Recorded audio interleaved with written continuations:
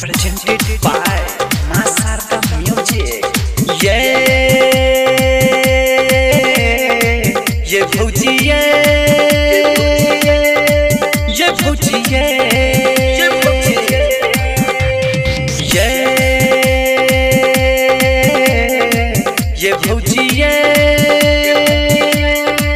ये भौजी ये भौजी हाँ सुनु भौजी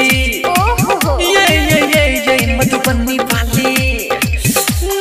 नारे सुनु भौजी ये मधुबनी वाली हे ये बहिन के मारत रहे मिसका रात के करैया सुनु 12 बजे का बहिन के मारत रहे मिसका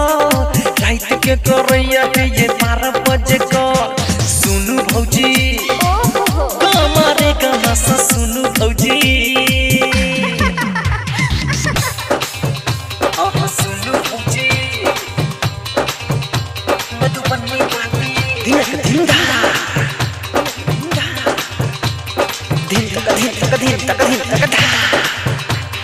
डीजे विकास Bettiah मासादा recording studio Madhepur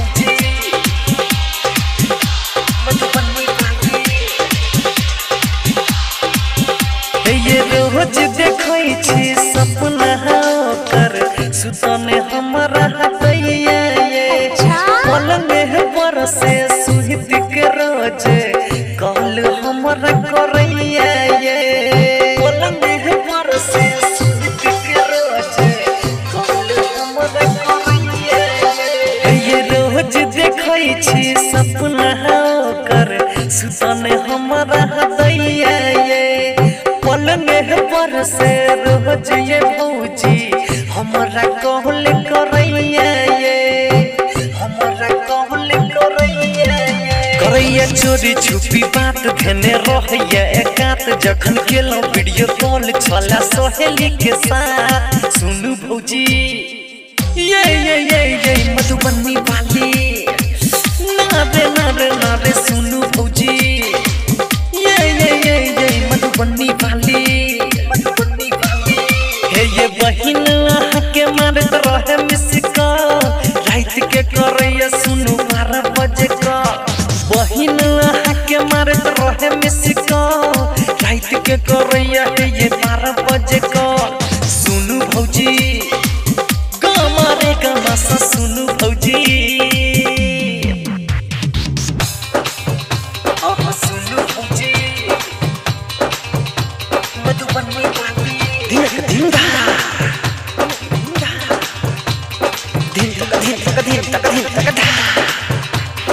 DJ विकास बेतिया मासादा रिकॉर्डिंग स्टूडियो मधेपुर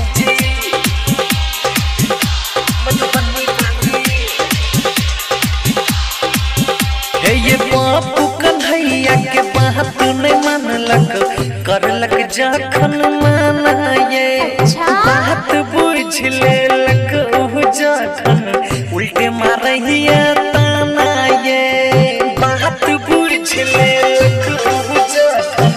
उल्टे मारहिया ताना ये बापू कन्हैया के बात नहीं मानलक करलक जखन माना ये बात बुझ लेलक जब सबटा उल्टे मारहिया ताना ये उल्टे मारहिया ताना ये कहे गायक देवेंद्र भौजी मानू हमर बात लके फोन ओकर छीन लियो नहीं हाथ बर्बाद सुनु भौजी ये मधुबनी वाली नारे सुनु भौजी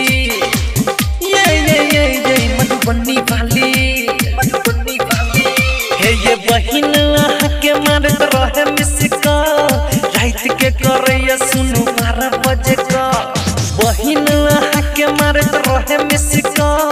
रात के करैया ये 12 बजे का सुनु भौजी गामारे गाना सा सुनु भौजी आइए presented by Masarda Music.